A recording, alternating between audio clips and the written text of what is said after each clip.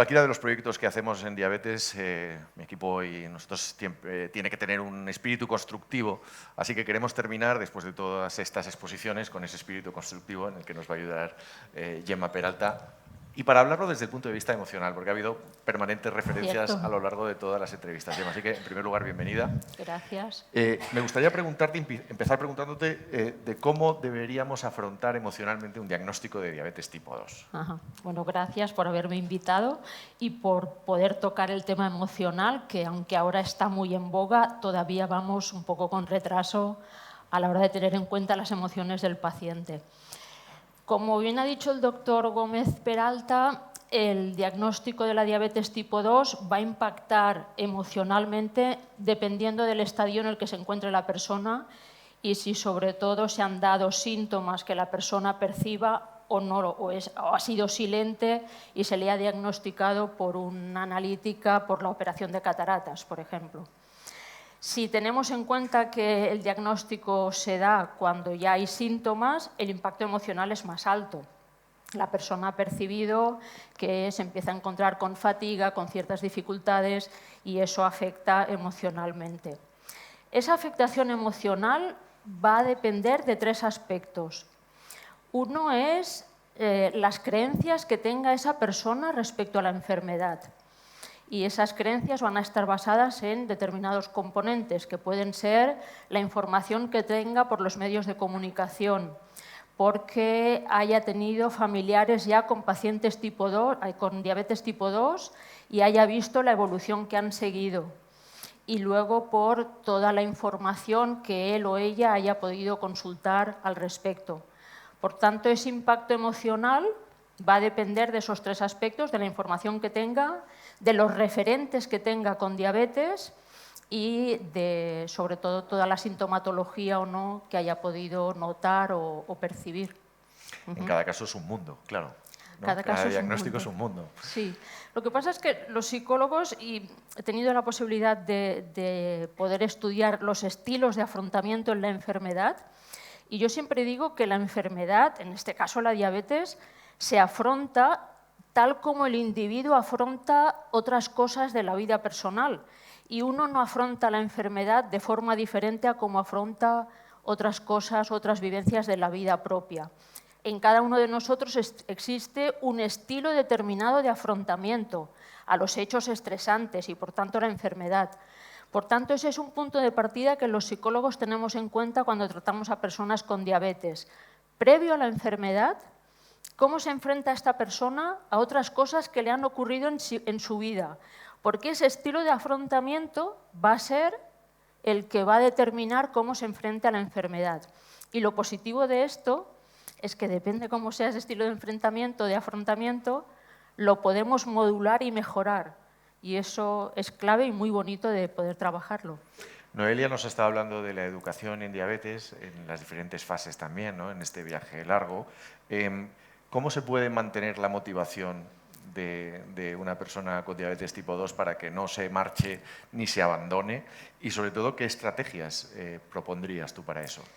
Yo siempre digo que la educación del tratamiento es clave y la verdad es que es un elemento básico en la diabetes. Pero no es lo único, no siempre el tener la información va a ser que el individuo ya la lleve a cabo. Por tanto, entre la información y la acción, aquí en medio pasa algo. Y lo que pasa es emociones determinadas que o van a obstaculizar o van a favorecer el tratamiento. Jesús y el compañero anterior han nombrado dos cosas que me ha parecido clave y lo vemos así en los pacientes con diabetes tipo 2 y con diabetes tipo 1.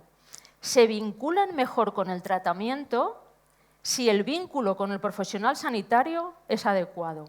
Si yo noto que lo que a este sanitario le interesa de mí es cómo me siento, cómo estoy emocionalmente y cómo me va la vida, Jesús ha dicho, no les voy a hacer perder el tiempo con todo lo que están empleando. Esto es vínculo. Y también el compañero anterior ha dicho, lo he hecho por mi familia, porque también por ellos hay que tirar adelante. Esto es un vínculo y un vínculo positivo que moviliza. Pues el paciente con el profesional sanitario, si tiene un vínculo adecuado, emocionalmente hablando, hay más posibilidad de compromiso. Y eso parece muy simple, pero todavía no se da adecuadamente. Hace poco veía una paciente y me decía, le dije a mi endocrino, ¿le puedo explicar cómo me siento? Y el endocrino le dijo, bueno, si usted quiere. No, si usted quiere, no. Es que es clave para mí. Por supuesto. Exacto, exacto. Y eso muestra un poco dónde estamos. Los profesionales sanitarios también nos dicen, bueno, pero es que si me cuenta cómo se siente y está mal, no sé qué hacer con ello. Y es cierto, también los profesionales sanitarios no todos tienen formación en cómo trabajar las emociones y eso es un hándicap todavía en la formación de pregrado, en medicina, en enfermería, en psicología. Qué importante hablar de la salud mental en todos los órdenes y más aquí. Exacto.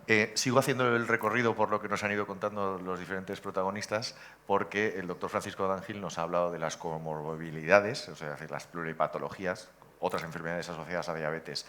¿Cómo afrontan emocionalmente las personas con diabetes tipo 2 esos otros diagnósticos? Eso carga mucho más emocionalmente. La persona con pluripatología normalmente pasa por diferentes estadios emocionales hasta que llega a la sensación de burnout o de estar quemado por todas aquellas decisiones, tratamientos que ha de llevar a cabo. Y este paciente es un paciente que es muy importante acompañarle emocionalmente.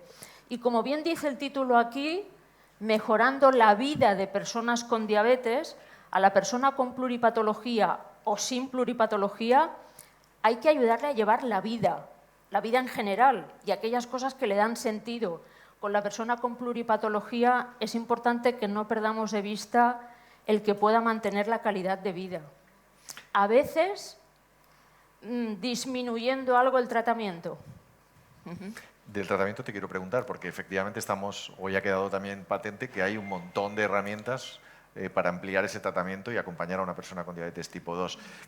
¿Qué estrategias emocionales sugieres cuando hay tanta cantidad, desde el punto de vista del paciente, cuando hay tanta cantidad de información y de propuestas que tienen que negociar de alguna manera un profesional sanitario con un paciente?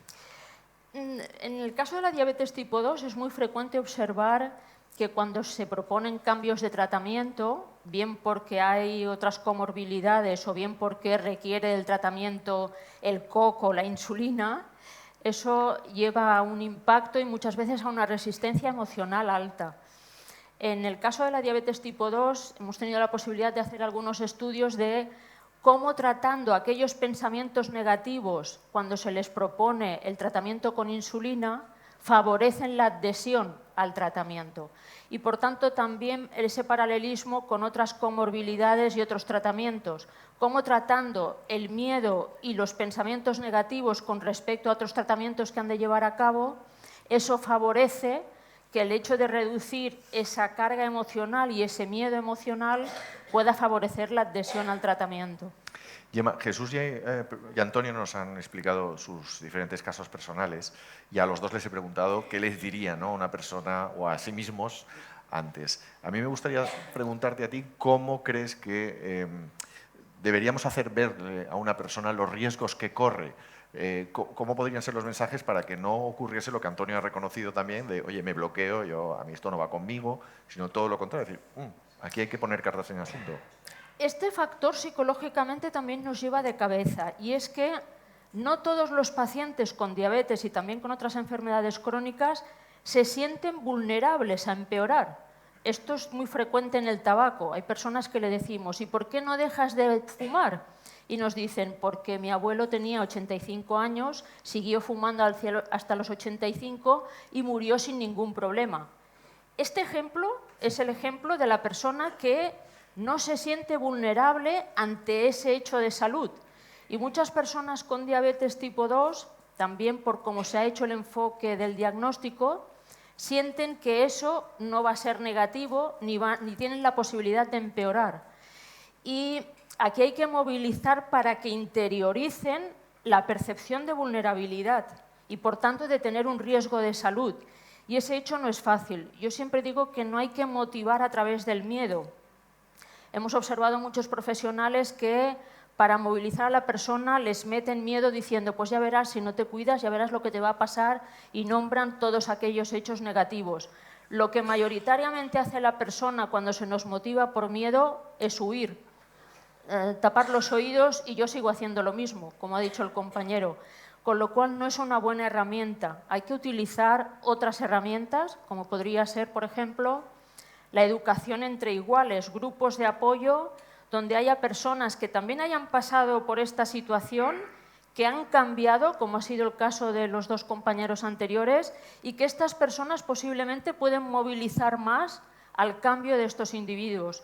Y esto es muy importante, sobre todo la labor de las asociaciones al respecto de este punto. Muy de acuerdo. Gemma, la familia también ha estado presente aquí, el apoyo familiar. Sonríes, ¿no? Yo creo que cuando hablamos de familia todos sonreímos. Es cierto. Bueno, habrá alguno que no, pero mayoritariamente queremos a nuestras familias. Emocionalmente, ¿hasta qué punto son importantes esos apoyos familiares? Me gustaría transmitir bien el mensaje, y es que la familia es muy importante, totalmente, pero también a veces hay que educar adecuadamente a la familia. Muchos pacientes en la visita nos dicen: es que me quieren apoyar y lo hacen fatal, son unos pesados, todo el día me están repitiendo lo que tengo que hacer y a mí esto no me gusta. Por tanto, damos poca formación también al entorno familiar, y a veces, con todo el cariño, no siempre se utiliza la forma adecuada. Cuando la forma es adecuada por parte de la familia, esto moviliza mucho al individuo, pero también hay veces que no lo hacen de la mejor manera, y por tanto también la familia requiere de determinadas pautas y de una forma adecuada de llegar emocionalmente para movilizar. Y esto todavía no se hace y sería adecuado tenerlo en cuenta. Ya nos lo has dicho al principio ligeramente, pero ahora yo tengo que ser un poco más incisivo con los profesionales sanitarios. ¿Cómo deben gestionar las emociones los profesionales ante los pacientes? Este punto está ahora en el punto de mira a nivel de la diabetes, y los profesionales sanitarios estamos insistiendo mucho desde el punto de vista psicológico en que evalúen bien las emociones del paciente, porque resulta que si las emociones son negativas van a obstaculizar el tratamiento. Por tanto, el profesional sanitario tiene que estar bien formado para detectar si se encuentra en afectaciones básicas, como pueden ser el distrés, la depresión o la ansiedad, o el burnout, o estar en un momento de sentirse ya agotado y abatido. Y no todos los profesionales sanitarios tienen formación en eso. Hace poco se ha traducido en nuestro país un manual del apoyo emocional a las personas con diabetes para profesionales sanitarios, y para que eso lo tengan bien en cuenta y lo puedan detectar a tiempo. Porque si se detecta a tiempo, pasa como los estadios de la diabetes, va a hacer que la evolución emocional no sea tan negativa. Y yo creo que ahí aún estamos un poco a años luz de poder llevar a cabo una buena detección a tiempo para que la persona también evolucione adecuadamente a nivel emocional. Gemma, para terminar, finalmente, ¿cuáles serían los mensajes que nos deberíamos llevar todos a casa cuando hablamos de salud emocional o de gestión de salud emocional en el caso de una persona con diabetes tipo 2? Sobre todo, entender que se ha de dar una aceptación-adaptación. Es decir, no es fácil, cualquier diagnóstico crónico de una enfermedad lo va a comportar, pero que van a pasar por diferentes fases y diferentes emociones. En segundo lugar, es que mantengan sobre todo también una adaptación a la educación y a la información. El paciente bien informado aumenta su empoderamiento, como ya hemos visto. Que busquen conexión, sería el tercer factor, que no se sientan solos, que busquen apoyo en los entornos sanitarios, en las asociaciones, en los grupos de ayuda, manifestando las emociones de cómo nos encontramos al respecto de la enfermedad, y luego que no abandonen aquellas cosas que dan sentido a su vida y que las han de seguir llevando a cabo, porque si las mantienen, mejorarán también el tratamiento en la diabetes. Si me alejo de aquello que daba sentido a mi vida por el tratamiento, tarde o temprano no me voy a sentir motivado a seguirlo. Pues con todos esos consejos, que no son pocos, nos quedamos. Gemma, siempre es un placer escucharte, es un honor tenerte en Más de Dos. Yo cada vez que te escucho aprendo un poquito más de diabetes, gracias. Así que siempre serás bien recibida aquí. Así que muchas gracias. Un fuerte aplauso para Gemma.